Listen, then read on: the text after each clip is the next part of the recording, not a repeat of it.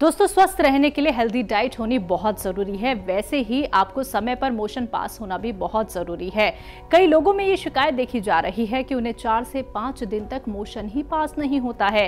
तो ये बात आप लोग जान लीजिए कि अगर इस बीमारी से आप लोग भी पीड़ित हैं तो एक बड़ी बीमारी आपको हो सकती है। तो इस खास वीडियो में जानेंगे हकीम सुलेमान खान साहब से कि मोशन पास होने के लिए आप क्या कुछ घरेलू नुस्खा अपना सकते हैं और इस रोग से और आने वाले रोग से कैसे आप राहत पा सकते हैं। अरंडी का तेल शाम को 2 चम्मच उनको पिला दिया करें और उसके बाद गर्म पानी पिला दें। अरंडी का तेल, और सुबह के वक्त में एक बेल का मुरब्बा कहते हैं, उसका एक पीस, वो पीसीज में आता है, एक पीस रोज़ाना सुबह निहार मुँह खिला दिया करें पानी से। ये इलाज जारी कर दें, फ़ायदा मुमकिन है। ऐसे ही तमाम बीमारियों के असरदार घरेलू उपायों को जानने के लिए आप हकीम सुलेमान जी के इस वीडियो को अंत तक जरूर देखिए और ज्यादा जानकारी के लिए हमारे YouTube चैनल हकीम सुलेमान पर जरूर आएं। कानपुर से रोशनी अवस्थी जी, स्वागत है आपका। हाँ मैम, नमस्कार। नमस्कार मैम। हाँ, और डॉक्टर साहब को मेरा नमस्कार। मैं कितना भी धन्यवाद दूं आप लोगों के लिए, मेरे लिए कमी रहेगा। हमको इतनी खुशी होती है सीरियल देखने में कि सारे काम छोड़ के मैं 12:30 बजे बैठ जाती हूँ, 2:30 बजे उठती हूँ। इतना अच्छा लगता है। सबसे ज्यादा एक्सपीरियंस, और भी चैनल में सब लोग आते हैं, लेकिन ये गुड़िया का इतना अच्छा स्वभाव है, इसका इतना अच्छा नेचर है, मुझे बहुत अच्छा लगता है। इसको देखती नहीं तब तक मुझे तसल्ली नहीं होती है। जब डॉक्टर साहब को इनको देख लेते हैं मेरा खाना हजम हो जाता है। और बेटा, हमारे 2-3 सवाल है थोड़े से। जी जी। ये सोच रहे थे कि जो पेट का नुस्खा डॉक्टर साहब बताते हैं, मैं उसे लिखती रहती हूँ, लेकिन फिर भी अपने लिए पूछ रही हूँ कि जैसे ये पेट में मेरे पित्त की थैली नहीं है तो खाना नहीं हजम होता है, डकार आती है और मतलब गुड़गुड़ाहटपन पेट में रहती है। और बेटा की भी यही समस्या, उसका खाना नहीं हजम होता है, भूख नहीं लगती है। वो बेटा 22 साल का है, मैं 50 साल की हूँ। तो डॉक्टर साहब ये नुस्खा पूछना तो और भी लिख लूँ, वैसे हमने डायरी पूरी लिख लिया है, सबको नुस्खा बताती हूँ, सबको अच्छा होता है, आराम होता है। मुझे भी बहुत आराम हो गया है गोंसिया से, तो मैं सबको यही बताती रहती हूँ, प्रचार प्रसार करती हूँ। लेकिन जब तक आपको देखती नहीं, जब तक मेरे तसल्ली नहीं होती। मैं 12:30 जैसे बैठ कर मैं 2:30 बजे तक बराबर बैठी रहती हूँ। बहुत इनायत, शुक्रिया, करम, मेहरबानी, धन्यवाद। और देखो, ये गुड़िया तो सबको ही अच्छी लगती है, लेकिन मुझ जैसा बुढ़ा किसी को अच्छा लगे तो बड़ी बात है। और आपने दोनों की ताज़ीम की, दोनों से प्रेम का इजहार किया, आप बहुत सम्माननीय हैं। और ये गुड़िया भी वाकई अच्छी है। और ये जो सौंफ, सौंठ, जीरा भी मिला लिया करिए। जिनके पित्ता ना हो ना, या खाना हजम ना हो, या चर्बी हो जिस्म में ज़्यादा, तो जीरा भी मिला लिया करें इस नुस्खे में। और अजवाइन भी मिला लिया करें। सौंफ, सौंठ, जीरा, अजवाइन, धनिया, मेथी और आंवला। तो जिन लोगों के भी पित्ता ना हो, या चर्बी ज़्यादा हो जिस्म में, या खून में, या वज़न कम करना हो, तो इस नुस्खे में अजवाइन और ज़ीरा ज़रूर मिला लिया करें। और इसको खाएं तो नमक ज़ैतून जैसे मैं बताता हूँ ना, 1-2 चुटकी इसमें मिला लें। इसी तरह 1 चम्मच में जब नमक ज़ैतून आप 1 चुटकी या 2 चुटकी मिलाते हैं, तो 1 चुटकी खाने का सोडा भी मिला लिया करें, 1 चुटकी अलग से 1 चम्मच में, तो आपको और ज़्यादा फ़ायदा करता है। क्योंकि मैंने इसकी हर चीज़ पे रिसर्च की है कि क्या हो सकता है। तो आप कभी सोचते हो, कभी धनिया नहीं बताया, तो कभी मेथी नहीं बताई, तो कभी ज़ीरा नहीं बताया। तो मैं तरह तरह से बताता हूँ। और मेरे पास कोई किताब नहीं है, बस मेरे पास यही किताब है कि मेरे दिमाग में है सब कुछ। और वो जैसा मरीज़ करता है बात, उसी हिसाब से जवाब देता हूँ। लेकिन कभी कभी आप जैसे पेशेंट को मुझे खुल के बात करनी पड़ती है, क्योंकि आप भी मेरी बराबर काम कर रहे हैं, लोगों की खिदमत कर रहे हैं। तो मैंने इसलिए ये तफसील से बात कर रहा हूँ। हालांकि बहुत लोग लाइन में होंगे बात करने के लिए, उन्हें बुरा भी लगता होगा, तो आप जैसों को ये पूरी बात बताना ज़रूरी है कि ज़ीरा क्यों मिलाया जाता है, अजवाइन क्यों मिलाई जाती है, और इसमें नमक ज़ैतून क्यों मिलाया जाता है, और इसमें खाने का सोडा क्यों मिलाया जाता है। बहुत धन्यवाद। हमें बड़ा अच्छा लगता है जब आप जैसे सम्मानीय लोग हम जैसे मामूली आदमियों की इज़्ज़त अफजाई करते हैं, तो हम भी समझने लगते हैं कि हमारी भी समाज में कोई इज़्ज़त है। बहुत धन्यवाद आपका। तो बिल्कुल दर्शकों, देखिए ये आपका प्यार है, ये आपका विश्वास है, तभी चाहे हकीम साहब कितने भी व्यस्त क्यों ना हो, आप लोगों के लिए अपना कीमती वक्त निकाल के आप सभी के साथ वो जुड़ते हैं, क्योंकि वो यही चाहते हैं कि जिस लक्ष्य के साथ हम चल रहे थे कि एक एक व्यक्ति, एक एक इंसान बस सेहतमंद हो जाए, वो भी घर बैठे बैठे। इतना जो धन आप लोग खर्च कर लेते हैं, उसके बाद भी आप लोगों को दूसरे का सहारा लेना पड़ता है। बड़ी से बड़ी बीमारी आपको छोड़ने का नाम नहीं लेती है। तो दर्शकों, परेशान नहीं होना है, सिर्फ आप लोगों को ये जानना है कि आपकी बीमारी के लिए नुस्खे क्या कुछ हो सकते हैं। अगले कॉलर हैं हमारे साथ आगरा से जया जी, स्वागत है आपका। हाँ जी नमस्ते। जी नमस्कार। दीजिए प्लीज। जी बोलिए। जी जया जी आदाब। हाँ जी नमस्ते भाई साहब। भाई साहब मेरे दो प्रश्न हैं, एक तो मेरी बहू रानी का है, एक मेरे नाती का है जो 2.5 साल का है।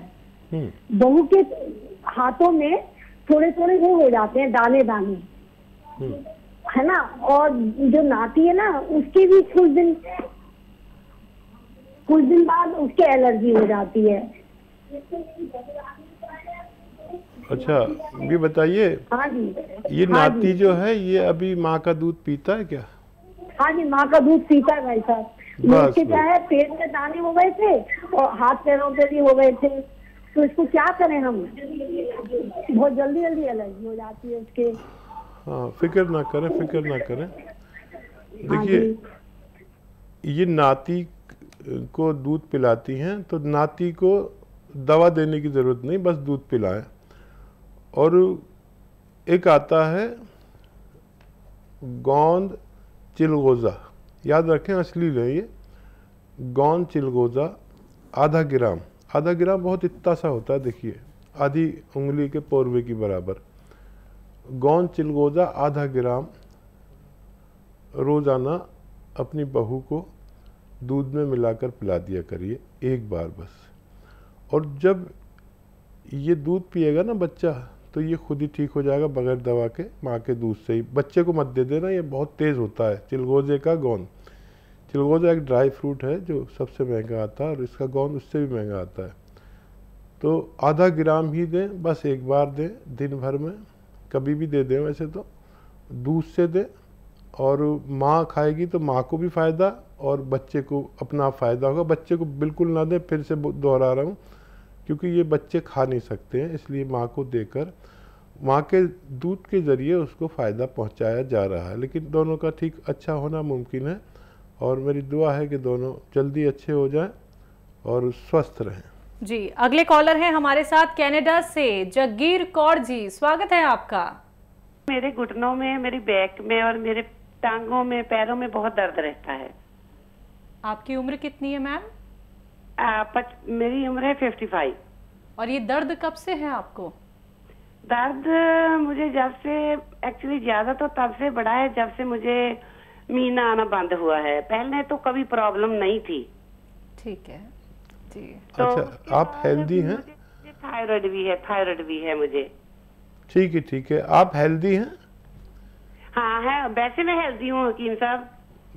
ठीक है, लेकिन आप वहाँ कैसे दवा बनाएंगी? इंडिया से मंगाएंगे क्या? पहले भी लोग वहाँ से फ़ोन करते हैं तो वो इंडिया से मंगा लेते हैं किसी के ज़रिए। तो खैर ये आप देखें। और देखिए ये दोनों तीनों रोग आपके अच्छे हो सकते हैं एक मामूली से घरेलू नुस्खे से। और इलाज आपको करना है 2-3 महीने, ठीक है, ज़्यादा ज़्यादा 4 महीने। लेकिन फ़ायदा इस दवाओं से बहुत थोड़ा सा होता है, रोज़ाना एकदम से नहीं होता। देखिए धनिया पीस के रखिए, धनिया तो वहाँ मिलता ही होगा, कनाडा तो मैं धनिया पाउडर बना के रख लें, वहाँ तो बहुत अच्छी साफ़ चीज़ मिलती होगी। धनिया लें, और एक आता है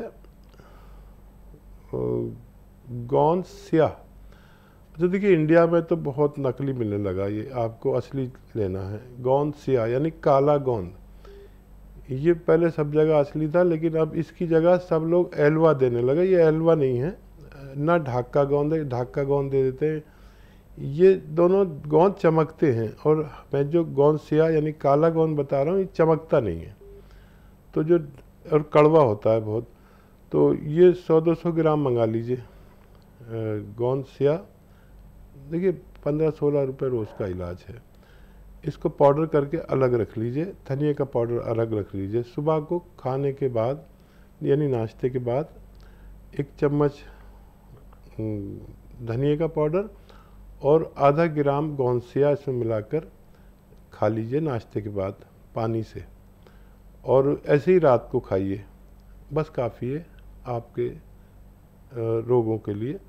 और अगर आप को ये भी चाहिए कि थोड़ी सेहत कमज़ोर हो जाए, जिस्म पतला हो जाए, तो इसमें 1-1 चुटकी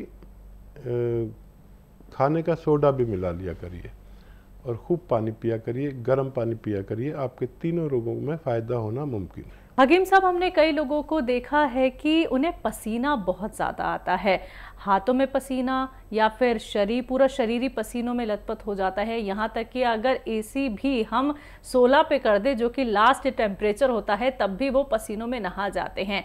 तो अगर पसीना किसी भी व्यक्ति को बहुत ज़्यादा आता है तो ये किसी बीमारी के लक्षण तो नहीं है?